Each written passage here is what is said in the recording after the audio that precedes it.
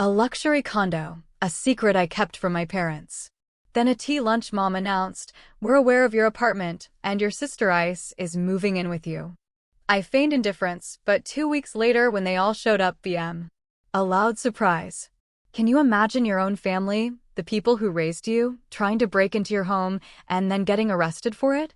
Because that's exactly what happened when I finally dared to say no. It was a Tuesday afternoon in March, and my hands, usually a little shaky under pressure, were surprisingly steady. I was signing the closing documents for my new home. A penthouse condo, 42nd floor, overlooking the entire Chicago skyline. Floor-to-ceiling windows, gleaming Brazilian walnut floors, Italian marble in the kitchen. Every single detail screamed success, and it was mine. Paid in full. And I hadn't told a soul. Not my parents, not my younger sister. No one. Keeping it a secret felt necessary, almost like an instinct. I was 33, and I'd earned every penny that went into that purchase. My career in pharmaceutical sales? It wasn't handed to me. I clawed my way from entry-level rep to regional director, fueled by endless 14-hour days, weekend conferences, and late-night strategy sessions. While others relied on charm, I built my success on meticulous research, genuine relationships, and knowing our product line inside and out. My silence about the condo, though, it stemmed from years of watching my family dynamics play out. Growing up, my parents celebrated every tiny step my sister, Bethany, took. My accomplishments? They were met with, well, casual acknowledgement at best. When I graduated college with honors, my mom spent dinner talking about Bethany finally passing her driving test on the 4th attempt. My first promotion? My dad's advice was that Bethany was struggling to find work and maybe I could help her get an interview at my company. Bethany was 29 now. Still living in my parents' basement. Still waiting for opportunities to just materialize without any real effort. She'd bounced through 3 colleges without a degree, a string of retail jobs, and spent most of her time curating a social media presence that generated more envy than income. And my parents? They funded her lifestyle with a generosity they never extended to me: car insurance, credit cards, gym memberships. It was infuriating. I moved into the condo on a Saturday. Professional movers, minimal but expensive furniture, a custom mattress that cost more than my first car. Abstract art, smart home tech, security codes only I knew. This building was a dream. Fitness center, rooftop terrace, 24/7 concierge. My neighbors were doctors, lawyers, CEOs. In the elevator, we'd exchange polite nods. No probing questions. The anonymity? It was pure liberation after years of family gatherings where every aspect of my life was up for discussion and, worse, judgment. My second bedroom became my home office, gazing out at the lake. Evenings here reviewing reports, the city lights twinkling below. This was my sanctuary. 3 weeks later, the text arrived. My mom. "Join us for lunch Sunday?" It sounded casual, but I felt a calculated trap. I'd been avoiding family dinners, citing work. My absence had been noted. I arrived at the restaurant exactly at 1 p.m. My parents and Bethany were already there. My mother in her special occasion navy blouse, my dad's beard trimmed. Bethany, as always, glued to her phone, manicured nails tapping. "Christina, darling, so glad you could make it." My mother rose to hug me. Her perfume was overwhelming. "We hardly see you anymore." "Work's been demanding," I said, settling into my chair, unfolding my napkin. "New product launch, managing the regional rollout." "Always so dedicated," my father said. Not a compliment, I noticed. "Your mother and I were just telling Bethany how proud we are of both our daughters." Bethany looked up briefly, a smile that didn't reach her eyes. She wore a designer sweater I recognized. Easily 4 figures. My parents' generosity, still flowing. We ordered, made small talk. The weather. Neighborhood gossip. My dad's golf game. It felt rehearsed, like they were building to something. I sipped my water, patient. Experience told me the true agenda would surface. Then dessert arrived. My mother set down her fork. Her gaze locked onto mine. That look. The one from childhood. The one she wore when delivering news she expected me to accept without argument. Christina, she began, we need to discuss something important. We know about your apartment. The restaurant noise faded to background static. I placed my coffee cup down, deliberately. My condominium, I corrected, my voice quiet but firm. Yes, your fancy new place downtown, my father interjected, his voice sharp with accusation. Quite an upgrade from that little apartment. You didn't even mention you were moving. I didn't realize I needed permission, I said, keeping my tone neutral. I'm 33 years old. That's not the point. My mother leaned forward. The point is your family. Family shares important news. We had to hear about it from Barbara Hendricks at the grocery store. Apparently, her son works in real estate and handled a transaction in your building. Can you imagine how embarrassing that was? Finding out my own daughter bought a luxury condominium from a stranger. That familiar weight of guilt, the old programming telling me I owed them explanations, apologies, tried to settle over me. I fought it. I straightened my spine. I held her gaze. I wanted privacy regarding my personal decisions. Privacy? Bethany muttered, still looking at her phone. That's rich coming from Miss Perfect, who used to lecture me about responsibility. Bethany. My mother's reprimand was weak. She turned back to me, her expression softening into what she probably thought was maternal concern. Darling, we're not upset you bought a place. We're thrilled you're doing so well. But we think it's time you gave back to the family. Helped out your sister, who hasn't had the same advantages you have. The sheer absurdity of that statement hung in the air. We grew up in the same house, went to the same schools. The difference? I worked multiple jobs through college. She partied her freshman year before dropping out. I started at the bottom. She waited for a high-paying position to just appear. What exactly are you suggesting? I asked, already knowing. The pattern was too familiar. My father cleared his throat, adopting his retired middle management boardroom voice. Your mother and I have been discussing Bethy's living situation. She's ready to be independent, to move out on her own. But rent in the city is astronomical, and she's still building her career as an influencer. Influencer, I repeated, unable to keep the skepticism out of my voice. Bethany's following was mostly bots and other aspiring influencers. Her engagement? Underwhelming. Yes, my mother said firmly. She has nearly 10,000 followers now. Brands are starting to notice her. She just needs the right environment to grow her platform. And you have that beautiful second bedroom that's just sitting empty. The pieces clicked. Sickening clarity. They wanted Bethany to move into my condominium. Not to visit. Not temporarily. To live there rent-free while I funded her continued avoidance of actual employment. The second bedroom is my office, I stated. You can work from the dining table, my mother waved her hand dismissively. Or from your bedroom. You always were adaptable. And this would just be until Bethany gets on her feet, my father added. 6 months, maybe a year. Just until her influencer income becomes more substantial. I looked at Bethany. She'd finally put down her phone. She watched me with an expression of entitled expectation.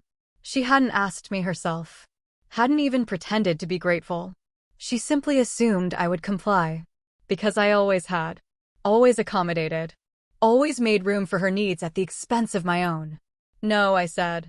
Simply. My mother blinked. I'm sorry. No, I repeated, enunciating clearly. Bethany is not moving into my condominium. Christina, don't be selfish, my father began, his face reddening. Family helps family. You have more than enough space and money. Your sister needs support.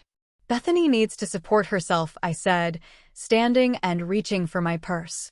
She's 29 years old. She's had more than enough time to figure out her life. How dare you? My mother hissed, her composure cracking. After everything we've done for you? After we raised you and loved you, this is how you repay us? By abandoning your sister when she needs you. Other diners were staring. I no longer cared. Years of swallowed frustration clawed its way up my throat. You raised us both. You loved us both. The difference is, you expected me to earn everything while handing Bethany whatever she wanted. I put myself through college. I built my career. I saved and invested and worked weekends and holidays. And now that I've finally achieved something for myself, you want me to share it with someone who has never worked for anything in her life, You always thought you were better than me, Bethany cut in, her voice sharp with resentment. Miss Career Woman. Too good for family. I thought I was entitled to the results of my own labor, I corrected. There's a difference. I placed 2 20s on the table, more than enough for my portion, and turned to leave. My mother called after me, her voice shrill with indignation. I kept walking. The spring air felt crisp and clean after the stifling atmosphere of that restaurant. I drove home in silence, gripping the steering wheel, adrenaline coursing. The confrontation? It had been inevitable. My parents viewed my success as a family resource, something to be distributed according to their priorities, not mine. The parking garage beneath my building felt like a sanctuary. Up to the 42nd floor, appreciating the smooth ascent. This was mine. I had earned it. And I would not apologize for refusing to subsidize my sister's perpetual adolescence. Inside, I made tea and stood at the windows, watching the city. My family was probably still at the restaurant, dissecting my refusal, planning their next move. My phone buzzed. Incoming messages. My mother. My father. Even Bethany. All expressing disappointment, anger, wounded feelings. I read them once, then muted the conversation thread. Their words were predictable. I was selfish, ungrateful, cruel. No one acknowledged they were asking me to sacrifice my privacy and independence so Bethany could avoid the same struggles I had endured. Over the next few days, the messages continued. Voicemails from my mom, increasingly dramatic. Emails from my dad, citing examples of successful people who helped their siblings. Bethany posted vague social media messages about betrayal, loneliness. All carefully curated for sympathy. I ignored it all. I focused on work. A new cardiovascular medication launch. Long hours. Precision. Expertise. My professional world respected competence, rewarded results. Unlike my family. 2 weeks after the disastrous lunch, I returned from a business dinner to find 3 missed calls from my mother and a text message that made my blood run cold. We are coming over tomorrow to discuss this properly. We will be there at 10 o'clock in the morning. No request. No acknowledgement that this was my home. Just an announcement of their intended invasion. I sat on my sofa, considering my options. Confront them? Turn them away? That meant taking time off work for an inevitable argument. Or just not be home. Neither addressed the larger issue. My family fundamentally disrespected my boundaries. They believed they had a right to my home, my resources, my life. This wouldn't end with one refused visit. They would push, demand, expect me to bend. I needed to make my position absolutely clear, in a way they could not ignore. Or rationalize away. I pulled out my laptop. Security options. My building had standard systems, but I wanted something more. Something that wouldn't just alert me, but would have real consequences for anyone who tried to access my home without permission. By midnight, I had a comprehensive plan. First thing next morning, I called the building security director. Explained I needed enhanced protection due to unauthorized attempts by family members. He was sympathetic, professional. I installed additional smart locks, requiring a code and biometric verification. Upgraded cameras with facial recognition. And crucially, I contracted with a private security firm. 5-minute response time. Direct lines to local law enforcement. The final component was the most crucial. I filed a formal trespassing notice with the Chicago Police Department, specifying my parents and sister were not authorized to enter my property. The officer asked if I was very certain, warning of serious legal consequences. I assured him I was. Very certain. The paperwork established a clear legal boundary.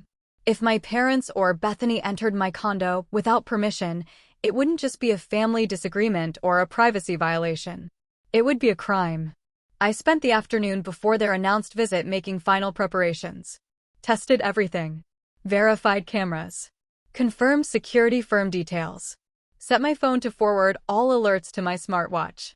That evening, I packed a bag and checked into a downtown hotel. I had an early meeting in the suburbs anyway, but the real reason was simpler. I wanted to be elsewhere when they arrived. I wanted the systems to handle their intrusion, not my emotions. I slept poorly, checking my phone every hour. At 7 a.m., I showered, dressed in my best charcoal suit, projecting authority, competence. My meeting was at 9 a.m. I'd be in a conference room, presenting clinical data, when my family arrived. The timing felt appropriate. While they focused on entitlement and shortcuts, I would be doing what I'd always done, working. The presentation went well. 12 physicians, hospital administrators. Efficacy rates. Safety profiles. Confidence born from thorough preparation. My slides crisp. My delivery polished. I fielded questions with ease. This was my world, where merit mattered, where results spoke louder than family connections. At 10:15 a.m., my smartwatch vibrated. I glanced down discreetly. My heart rate accelerated. Motion detected at front door. Multiple individuals attempting entry. I continued my presentation without missing a beat. Years of professional discipline overriding personal anxiety. Next slide. Mechanism of action. Patient populations. All while my watch pulsed. Unsuccessful entry attempt. Alarm triggered. Security notified. The meeting concluded at 11. I excused myself to the restroom, then checked my phone properly. The security system had captured everything. Multiple cameras. My family's arrival. Their attempts to enter. The doorbell. Their escalating frustration. My mother, pressing the doorbell repeatedly, face tight with irritation. My father, arms crossed, checking his watch. Bethany, leaning against the wall, scrolling through her phone, obvious boredom. After 5 minutes of unanswered rings, my mother pulled something from her purse. The camera angle was clear. A key. Not just any key. One that looked professionally cut. Probably copied from a master key they imagined I'd left at their house. I watched in fascinated horror as my mother inserted the key. The smart system rejected it immediately, flashing red. She tried again. Jiggling. Pushing. Nothing. This is ridiculous. My father's voice, clear on the audio. She gave us a fake key or changed the locks. Which is exactly the kind of secretive behavior we should have expected, my mother snapped back. I had never given them a key. The realization settled over me cold. They had obtained one. Probably through deception. The violation felt profound. The footage continued. My father tried the key. Then he pulled out his wallet, tried to slide a credit card between the door and frame. Might have worked on a standard lock. No effect here. Bethany, still engrossed in her phone, occasionally sighed. Just call her, she said finally. This is stupid. We are not calling, my mother snapped. She knows we are coming. She's probably hiding inside being petty. Or she's at work like a normal person, Bethany muttered. My mother ignored her. My father started examining the door frame, running his fingers along the edges, looking for weaknesses. He even tried forcing the door, putting his shoulder into it. The reinforced frame didn't budge. This is absurd, my mother cried, her voice rising. We are her parents. We have a right to be here. I don't think that's how property ownership works, Bethany observed, finally looking up from her phone. You be quiet, my mother spat. This is for your benefit. What happened next unfolded with a surreal quality. My father pulled out his phone. Made a call. Within minutes, a man in work clothes appeared, carrying a toolkit. The camera captured him clearly. I recognized him. Dennis. My father's friend. A locksmith. They were attempting to have my locks changed. In broad daylight. At a door that was not theirs. Dennis examined the lock, shook his head. This is a high-security system, integrated with the building. I can't just override it. And legally, I shouldn't be here without the owner's authorization. She's our daughter, my mother said. We have authorization. Do you have it in writing? Dennis asked, uncomfortable. We don't need it in writing. This is a family matter, my father insisted. Dennis backed away, shaking his head. I can't help you. This could get me in serious trouble. He left. My parents stood there, increasingly frustrated. Next, Howard appeared. The building security guard. Professional, courteous. Excuse me, he said politely. Is there a problem here? We're trying to access our daughter's apartment, my mother explained, adopting her most charming tone. She's expecting us, but she seems to have had issues with her locks. Miss Christina did not mention any scheduled visitors, Howard said.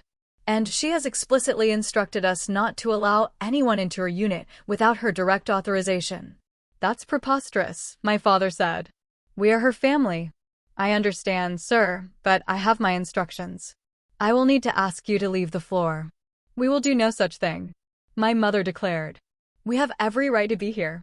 No, ma'am, you do not, Howard replied, his voice calm but firm. This is private property, and you are not authorized guests.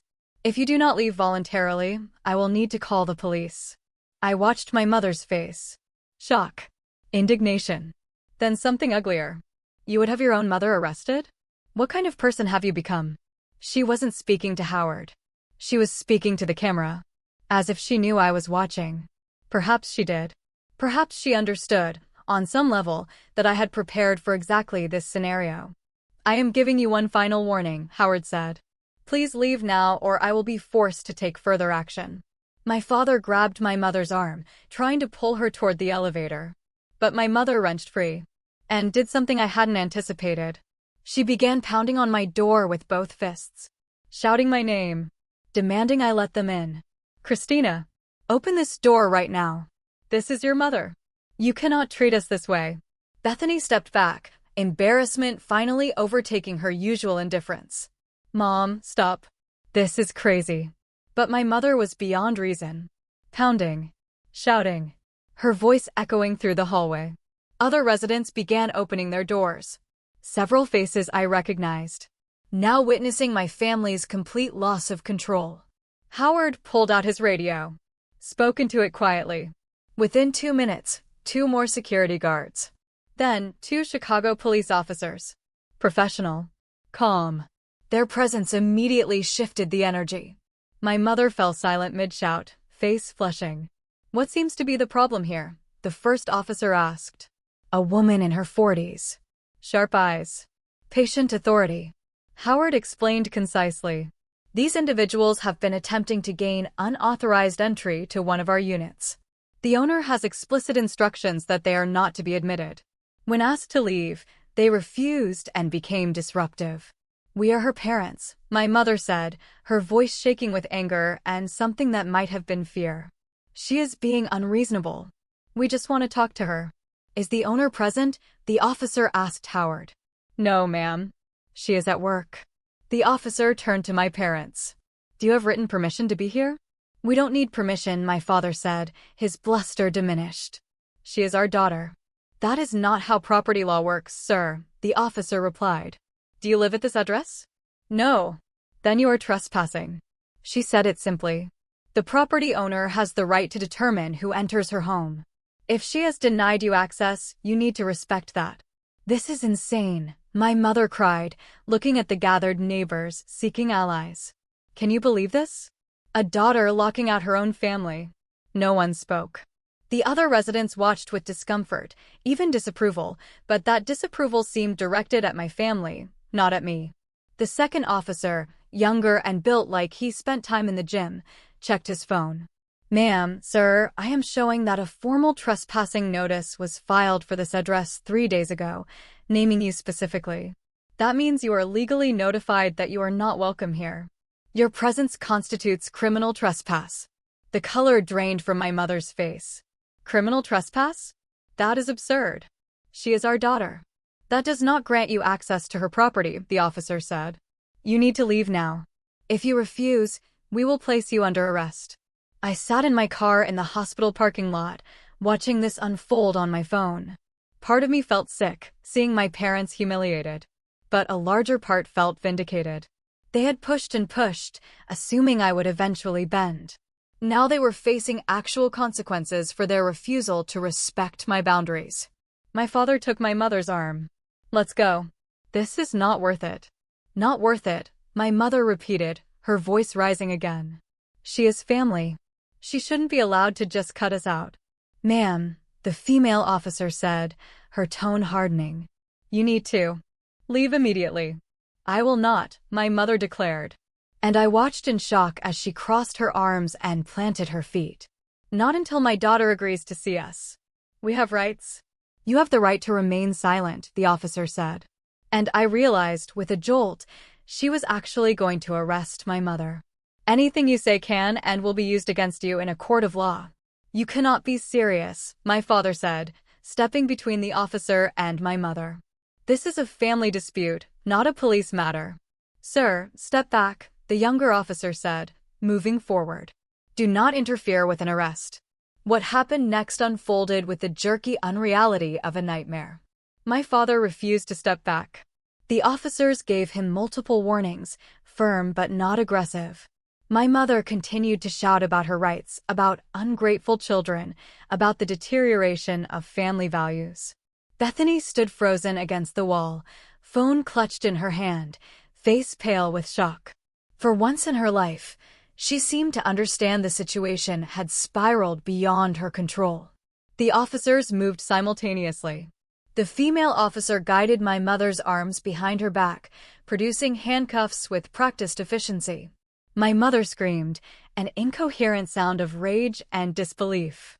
My father lunged forward, trying to pull the officer away from my mother, and the younger officer intercepted him, taking him to the ground in a controlled maneuver that looked painful but professional. Within 30 seconds, both my parents were in handcuffs. My mother was sobbing now, her earlier defiance collapsing into hiccuping cries about how this was all wrong, how I had done this to them, how I was destroying our family. My father said nothing, his face red, eyes fixed on the floor. Bethany Louise, don't just stand there, my mother wailed. Call our lawyer. Call someone. Bethany fumbled with her phone, hands shaking. I don't know who to call, Mom. We don't have a lawyer. Then call your sister. Make her stop this. The irony would have been funny if it weren't so tragic. Even now, handcuffed, being arrested, my mother expected me to solve the problem. To make everything go away. To sacrifice myself for the family's comfort. The officers led my parents toward the elevator. Howard held the door open, his face carefully neutral. I could see several neighbors watching from their doorways, witnesses to the complete implosion of my family's attempt to invade my home. Before the elevator doors closed, my mother looked directly at the camera, as though she could see through it, to wherever I was watching. I hope you are happy, Christina, she said, her voice raw. I hope this is what you wanted, because you have just destroyed your family. The doors closed on her words, and the hallway fell silent. Bethany remained, leaning against the wall, her face streaked with tears. Howard approached her gently. Miss, you need to leave as well. I know, Bethany said quietly. I just need a minute. She wiped her face with her sleeve, a gesture so uncharacteristically childlike that I felt an unwelcome pang of sympathy. Then she looked up at the camera. When she spoke, her voice was clearer than I had ever heard it. I didn't want this, she said. Any of it. I just wanted to live my life. But they kept pushing you and you kept giving in. And I guess they thought that would never stop. I guess we all thought that. She pushed away from the wall and walked to the elevator without looking back. I sat in my car for a long time after the feed went dark, my hands trembling despite the warmth of the afternoon sun through the windshield. I had won. I had established my boundaries in the most definitive way possible. My parents would face charges, a fine at minimum, probably probation. Criminal records for trespassing. A permanent consequence for their refusal to respect my autonomy. I should have felt triumphant. Instead, I felt hollow. As though I had just watched a bridge burn, with everyone I had ever known standing on the other side. I drove back to my condominium in the late afternoon. The spring sunshine casting long shadows. The drive gave me time to process. To move beyond the initial shock and adrenaline. The security system had worked exactly as designed. My boundaries had held. The consequences I'd warned about had materialized precisely as I intended. The parking garage felt different now. I took the elevator to the 42nd floor, half expecting some remnant of the confrontation. But the hallway was pristine. The building staff had cleaned away any evidence of the morning's chaos. Inside my condominium, everything was exactly as I had left it. The windows framed the city skyline in golden afternoon light. My furniture undisturbed. The sanctuary I had worked so hard to create remained inviolate. I sat down my briefcase and pulled up the full security footage on my television, watching the entire sequence. Every angle captured every moment. What struck me most was not my mother's breakdown, or my father's aggression, or even the arrests. It was Bethany's face in those final moments. She looked tired, existentially weary, as if she'd been playing a role for so long she'd forgotten how to stop. My phone had been buzzing all afternoon. Messages and calls from extended family members. My parents had immediately started calling relatives from the police station, spinning a narrative where they were the victims of my cruelty. Aunt Patricia, I can't believe you had your own parents arrested. Uncle James, your mother is devastated. She raised you better than this. Cousin Melissa, family is everything. How could you? I read through them all, recognizing the pattern. My parents had always been skilled at controlling the narrative, presenting themselves as loving and generous while portraying me as difficult and ungrateful. The difference now? There was video evidence. Documentation that couldn't be explained away or reinterpreted through convenient lies. I drafted a single message. Sent it to every family member who had contacted me. I purchased a condominium with money I earned. I did not invite anyone to move in with me. When my family attempted to enter my home without permission after being explicitly told they were not welcome, I enforced standard trespassing laws that apply to everyone. If you would like to see the security footage of them attempting to break in and then refusing to leave when asked by both building security and police, I am happy to share it. Otherwise, please respect my privacy. I attached a 20-second clip showing my mother pounding on the door, shouting, and my father attempting to force entry. Then I muted the group conversation. Set my phone aside. The evening stretched before me, empty, quiet. I made dinner. Simple pasta. Ate standing at the counter while the city lights began twinkling below. This was supposed to be my victory. The moment I finally established independence from family dysfunction. So why did it feel so much like loss? The answer came as I was rinsing my plate. It felt like loss because it was loss. I had lost the fantasy that my family might someday see me as I actually was. Might recognize my worth without trying to extract value from it. I had lost the hope that my parents might eventually treat me and Bethany with equal respect. Might stop enabling her while demanding more from me. Those losses hurt. But they were losses of illusions. Not of anything real. The relationships I had mourned had never actually existed, except in my imagination and desperate hope. My phone rang. Bethany. I hesitated, then answered. Christina. Her voice was small, uncertain, a way I had rarely heard it. I'm here. They're being charged with criminal trespass. Dad, too, because he tried to stop the cops from arresting Mom. Their court date is in 3 weeks. I know. Silence stretched. I could hear her breathing. Why did you do it? She asked finally. Why not just talk to them? Tell them no again. I did tell them no, I said quietly. At lunch. Clearly and definitively. They chose not to accept that answer. They chose to show up at my home uninvited. They chose to attempt to break in when I wasn't there. They chose to refuse to leave when asked by building security and police. Every step of this was their choice. They thought you were bluffing, Bethany said. They thought you would never actually let them get arrested. I know. More silence. I didn't want to move in with you, just so you know. I have my own life. Weird as it is. They decided that for me. Like they always decide things for me. Like I'm still 12 and can't make my own choices. This surprised me. Then why did you go along with it? Because fighting them is exhausting, she said simply. You know that. You fought them your whole life. I just gave up and let them run things. It was easier. How did that work out for you? She laughed. A sound without humor. I'm 29 years old, living in my parents' basement with no degree and no real job prospects. So, not great. I guess. You could change that. Maybe, she said. Maybe not. But at least now I know where you stand. No more wondering if you might cave if they push hard enough. No, I agreed. No more wondering. For what it's worth, Bethany said, her voice going even quieter. I don't think you did the wrong thing. I think you did what you needed to do. I just wish it didn't come to this. Me too. I should go. Mom's calling me from the other room. She wants me to convince you to drop the charges. That's not how criminal charges work. The state is prosecuting. I can't drop anything. I'll tell her that. She probably won't listen. Bethany paused. Take care of yourself, Christina. You too, Bethany. The line went dead. I was alone again. In my beautiful condominium. Surrounded by everything I had worked for and sacrificed to achieve. The city sprawling below me. Millions of people living their lives, navigating their own complicated relationships. The impossible balance between loyalty and self-preservation.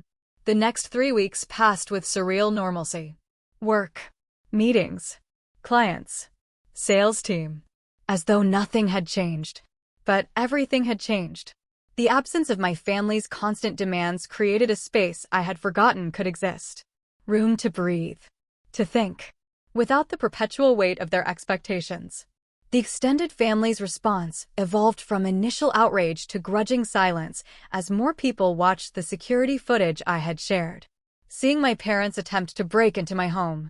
Watching my mother's theatrical breakdown. Observing my father's physical aggression toward police officers.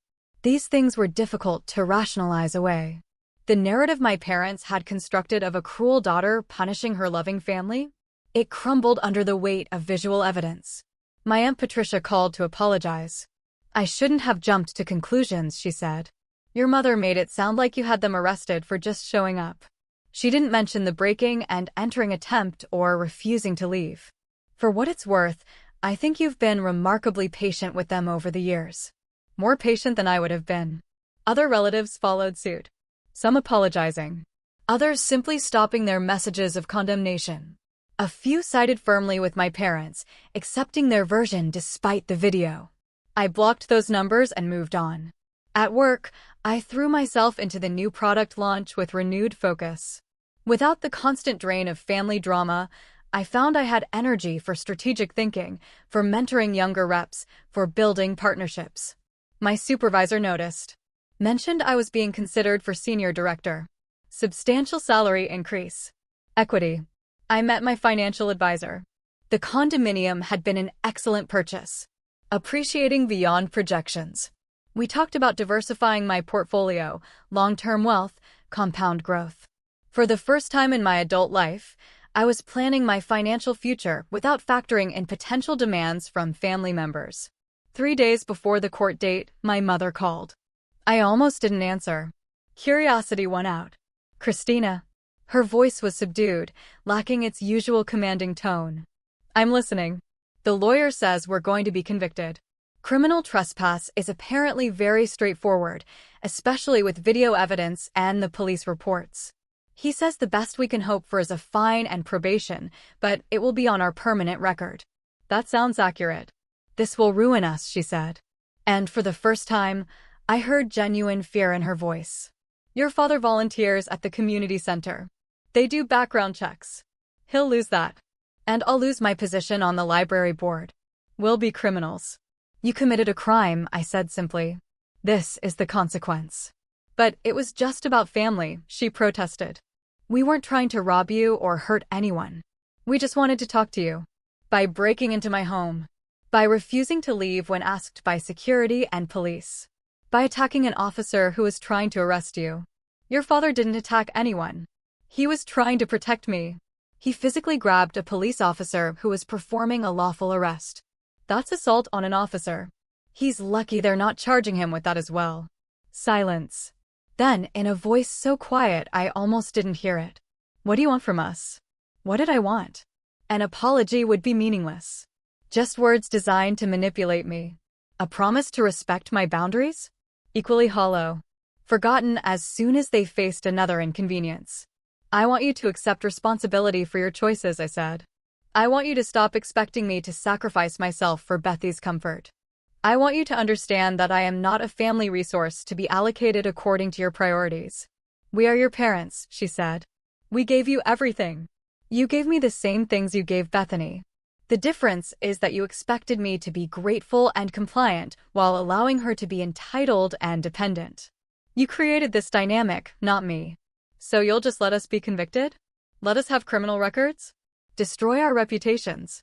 I filed a police report because you committed a crime. What happens next is between you and the legal system." She made a sound that might have been a sob or a laugh. "You have become so cold. So hard. This is not the daughter I raised." "You're right," I agreed. "The daughter you raised would have given in. Let Bethany move in. Sacrificed her own peace and privacy to avoid conflict. That daughter died somewhere around the 43rd time she accommodated your demands at her own expense. What you have now is a woman who knows her worth and defends her boundaries. If you find that cold, perhaps you should examine why you preferred the alternative." I ended the call before she could respond. The court hearing took place on a Thursday morning. I didn't attend. No legal obligation, no desire to watch. I learned about it secondhand. Through a text from Bethany. Guilty on all counts. Mom and Dad got 6 months probation, $500 fine each, and mandatory community service. They're devastated. I read the message in my office. No satisfaction. No guilt. The legal system had functioned exactly as designed. Bethany sent a follow-up. "They want to know if you'll talk to them now." I considered this. Part of me wanted complete separation. To build my life without any connection to people who had demonstrated such fundamental disrespect. But another part recognized that complete estrangement would be its own kind of prison, requiring constant vigilance. I called Bethany instead of texting. "Hey," she answered. "What do they want to talk about?" "I think they want to apologize." "Really apologize? Not just say words to manipulate you?" The lawyer was pretty brutal in explaining how badly they messed up, and I think it actually got through. "Or they want me to help them avoid the consequences somehow." "Maybe," Bethany admitted. "But I don't think so." They looked really shaken at the courthouse. Like they finally understood this is real. I thought about it. "Tell them I'll meet them in a public place. With you present. 1 hour, 1 conversation. If they try to guilt trip me or make demands, I'll leave immediately." "Fair enough. I'll tell them." We met 4 days later at a coffee shop near the Botanical Gardens. Neutral territory. I arrived early, chose a table near the back. Old habits. My parents arrived together. They looked diminished. My father had aged noticeably. My mother wore minimal makeup, her hair pulled back. They looked like what they were, people who had faced consequences they never imagined. Bethany arrived last, sliding into the seat beside me. A subtle alignment. A quiet statement. "Thank you for meeting us," my father said, his voice formal. "We know you didn't have to." "You have an hour," I said. "I suggest you use it well." My mother twisted her napkin. "We've been talking to a therapist. The court required it, but we've been going to extra sessions. Trying to understand how things got so bad." "And what has the therapist told you?" "That we have been using you as a surrogate parent for your sister," my father said bluntly. "That we failed to give Bethany the skills she needed to be independent because it was easier to rely on you to pick up the slack. That we treated your success as a family resource instead of recognizing it as your personal achievement." The words sounded rehearsed, but beneath the rehearsal, I heard something resembling genuine understanding. "We were wrong," my mother said, finally looking directly at me. "Wrong to expect you to let Bethany move in. Wrong to try to break into your home. Wrong to refuse to leave when asked. Wrong to prioritize her comfort over your boundaries. Wrong about all of it." "Why?" I asked. "Why did you do it?" She looked at my father, then back at me. "Because it was easier. Because Bethany struggles with things that came easily to you. And it seemed cruel to let her fail when you were right there, capable of helping. Because we told ourselves we were keeping the family together. But what we were really doing was avoiding the hard work of teaching her to stand on her own. And it wasn't fair to you." My father added, "We can see that now. We made you responsible for problems that were not yours to solve." Bethany spoke for the first time. "They've been in therapy sessions with me too. Talking about my patterns, my avoidance, my dependence. It's been pretty brutal, honestly, but necessary." "What happens now?" I asked. "We fulfill our probation requirements," my mother said. "We continue therapy. We learn to be better parents, even though our children are already grown. And we hope that someday you might be willing to have a relationship with us again. Not the old relationship where we made demands and you accommodated. Something new. Something healthier." where we respect your boundaries and appreciate you for who you are. I sat back, processing this. They looked sincere. They sounded sincere. But words were easy. Change was hard. I need time, I said finally. Time to see if this is real, or just a performance to get back into my good graces. That's fair, my father said. We understand. 6 months passed before I agreed to another meeting. During that time, I watched from a distance as my parents followed through. My father completed his community service, logging twice the required hours. My mother attended therapy every week, volunteered at a women's shelter. Bethany moved out of my parents' basement into a modest apartment with a roommate. Got an administrative assistant job at a marketing firm, entry-level but structured.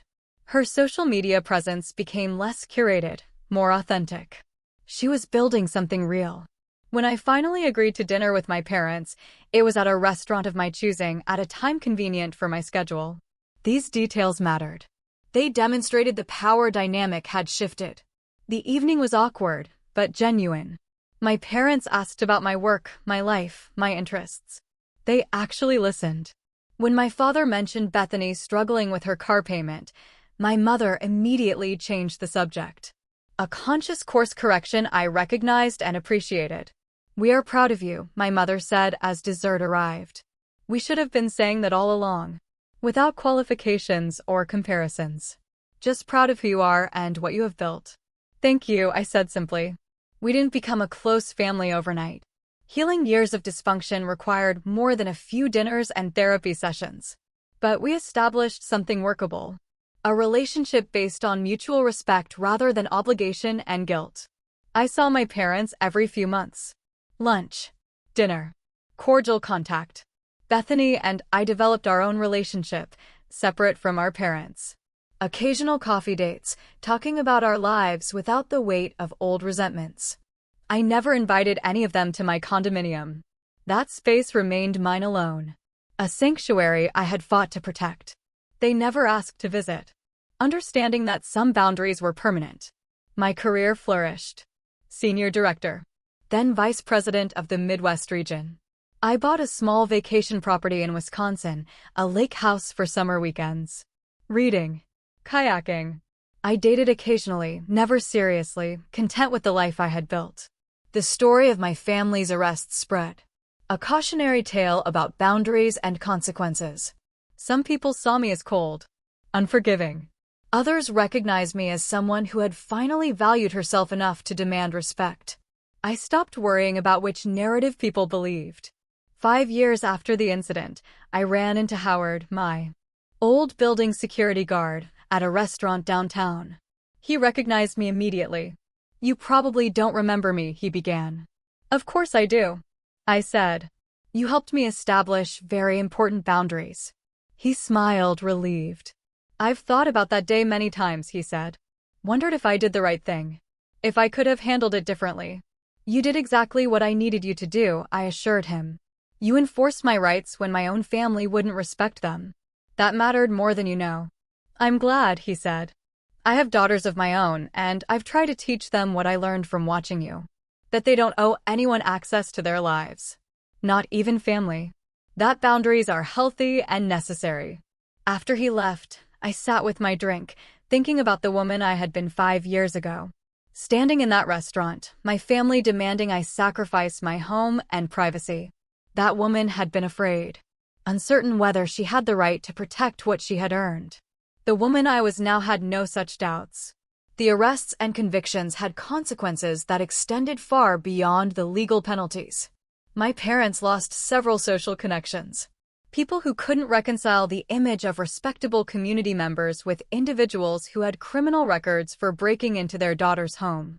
My father eventually resigned from his volunteer position, not because they asked him to, but because he felt the weight of judgment.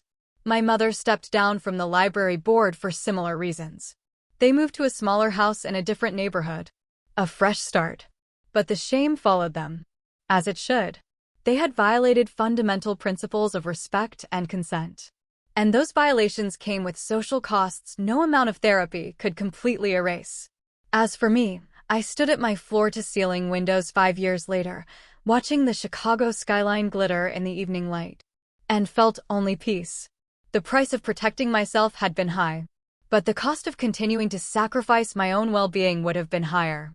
Sometimes revenge isn't about elaborate schemes or dramatic confrontations. Sometimes it's simply about refusing to accept less than you deserved. About enforcing boundaries, even when everyone insisted you were wrong to have them. My family had learned that I meant what I said, that my no was final, and that lesson had been worth every uncomfortable moment. It's a tough story, I know, but it really made me wonder, what would you do when family crosses a line like that?